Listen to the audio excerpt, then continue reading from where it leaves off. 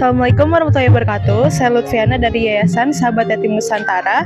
Pada hari ini kami dan rekan-rekan akan melakukan kegiatan survei disabilitas binaan Yayasan Sahabat Yatim Nusantara.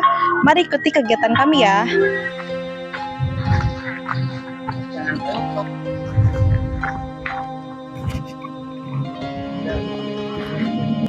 Disinilah lokasi atau tempat tinggal saudari Afifah yang akan kami berikan bantuan. Lihat ini Afifah, kronologisnya gimana bisa kayak gini? Oh, ini Afifah itu lahirnya kan sesar, Iya. tapi udah waktunya lahir gitu. Tapi pas ketahuan tuh umur 4 bulan dia nggak bisa kayak bayi biasa gitu ya, nggak bisa tengkurap apa enggak, diem aja gitu. Pas diperiksa ke rumah sakit di Mary tuh kata dokter ini katanya ini sarafnya kena.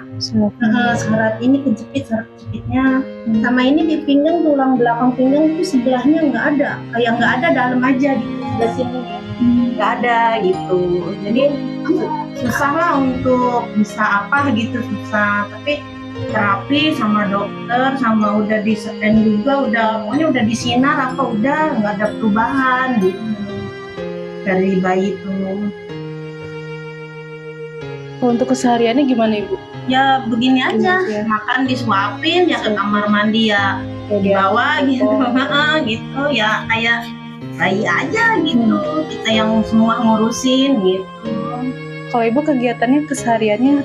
Saya kadang-kadang kalau lagi ada jahitan ya jahit boneka, kalau enggak ya biasa begini aja, nggak kerja apa-apa kalau lagi ada gitu. Sekarang ini lagi kosong gitu. Kalau untuk kebutuhannya sendiri yang khususnya gitu ada?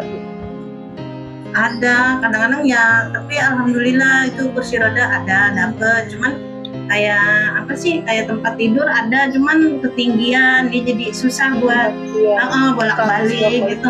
Jadi dia kadang-kadang cuman pakai karpet, panas mah udah pakai ini aja gitu, nggak mau di lantai, jadi biar ada ya gitu.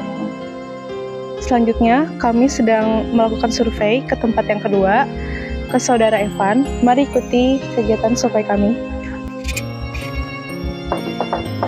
Assalamualaikum.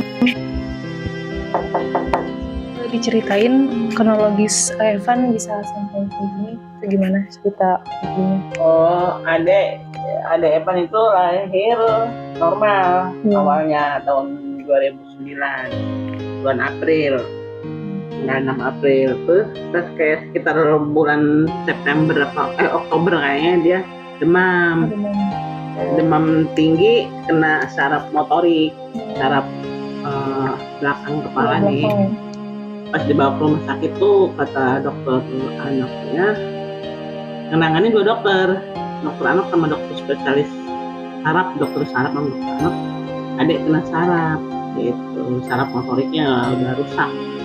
Terus yang udah pernah sering kejadian kasus kayak gitu di medis, kalau udah kena sarafnya rusak motoriknya itu nggak bisa sembuh. Ya tapi kita tetap berobat waktu itu sampai sebulan lebih di rumah sakit itu, tapi emang nggak sembuh, banyak begitu kata dia. Yang kasus yang udah dokter udah bilang, cuman dikasih nasihatnya sama dokter tuh suruh ikhlas menerima orang tuanya. Waktu itu masih ada almarhum bapaknya ya, ridho, ikhlas, itu jangan sampai itu, soalnya kalau nggak ikhlas nanti ibunya sama bapaknya kena mental gitu.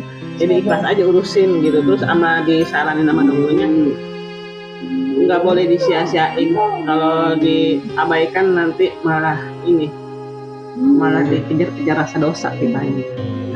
Sampai bilang gini dokternya, ibarat lilin jangan ditibu, biarin dia lilin itu padam sendiri gitu. Bapaknya aku disuruh duduk berdua gitu, diomongin sama dokter. Terus disuruh banyak berdoa, kali aja biar ada mukjizat. Ya nyatanya ya kita cuma bisa ikhlas aja gitu. Disuruh berdoa terus biar ada mukjizat, artinya katanya kan permanen, kali aja gitu kan mukjizat dari Allah kan. Nggak taunya ya udah ya. Terus setelah aku pikir ya memang kalau kita nggak nerimain, nggak ikhlas, nanti kitanya yang tersiksa gitu sebagai Nah pas tahun 2014 ada Jaludin Ahmad ini Evan ya, baru umur 5 tahun kayak gitu. 2014 kan 2009 ya, 2014 5 tahun ya ayahnya meninggal bulan Mei 2014. Adik umur 5 tahun ya sampai sekarang. Kalau ibu kesehariannya ngapain ibu? Kegiatan sehari. Dulu sih dulu ya lagi si kakak-kakaknya masih pada sekolah jualan ini, ada yang ngajarin jualan kreditan di kampung ini kan, ada yang pesen lipstick, bedak, terus kayak apa tudung apa namanya di kampung kan namanya, jadi dikikil kreditan gitu. Keliling gitu ya? Keliling. Nah cuman sekarang udah banyak pada belanja online ya. Cuman yang mesen doang paling kok ini pesen minyak goreng apa aja dan Masih lanjut berarti ya sekarang yang tertentu aja gitu mas. Tapi ya gitu, alhamdulillah jadi nggak nunggu makan sama dari yayasan kan juga perhatian gitu, santunan kan.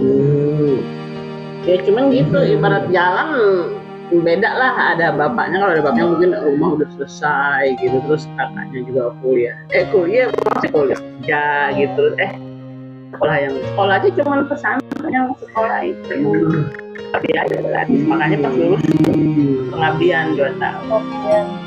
Jadi kita karena gratis sekolahnya yang kalau misalnya kendala ibu yang paling ibu ngerasa susah sulit itu bisa diutarain. Anak nggak bisa kerja, dia butuh waktu, pengen ada kerja gitu katanya dia, apalagi udah umur 24 pengen kayak orang mau main tapi motor apa gitu,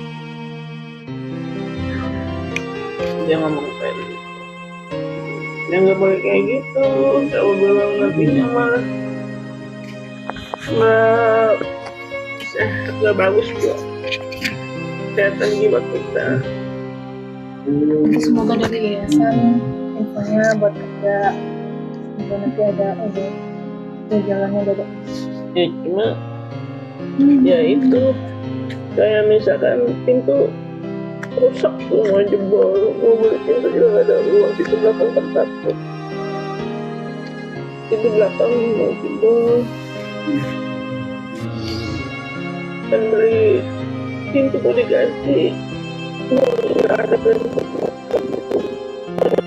butuh untuk itu, hanya beberapa perlu harus ditutup gitu, tapi nggak ditutup. Kalau untuk Evan sendiri sekarang udah kebutuhannya aja. Ya kalau bubur aku bikin nasi beras ya, aku bubur beras kan, bubur dicampur wortel, diparut, pas sudah matang buburnya aku masukin telur gitu kan, dipecahin aduk-aduk. Cuman dia ngemilnya serelak yang buat bayi itu, serelak beras merah, terus minumnya Denko kayak gitu. Terus kadang dipakai pempes, kadang kalau gitu tidur tuh pempesnya orang basah, ukurannya M, yang ditempel di samping itu yang ada leher. Kalau lagi tidur doang, kalau lagi begini dia ditarikin gitu. Kalau untuk kamar mandinya dibantu Kamar belakang. iya, kakaknya dia bopong sama kakak. Kakaknya berdua, kakak yang bopong, ntar ibu yang itu nyiram. Kira-kira kursi roda kan? Ada udah kursi roda mah yang ditaruh, soalnya anak kalau ditaruh pondok ngamuk gitu, nggak mau. Setiap hari orang tua mereka bekerja serabutan untuk mencari nafkah. Namun penghasilan mereka sangat terbatas dan seringkali mereka kesulitan memenuhi kebutuhan pokok. Cukup sekian kiranya kegiatan survei kami pada hari ini mengenai kehidupan disabilitas binaan Yayasan Sahabat Yatim Nusantara. Semoga para donatur-donaturah yang dimuliakan Allah terketuk pintu hatinya untuk mengulurkan bantuan guna memenuhi kebutuhan binaan Yayasan Sahabat Yatim Nusantara. Atas perhatiannya kami ucapkan terima kasih. Wassalamualaikum warahmatullahi wabarakatuh.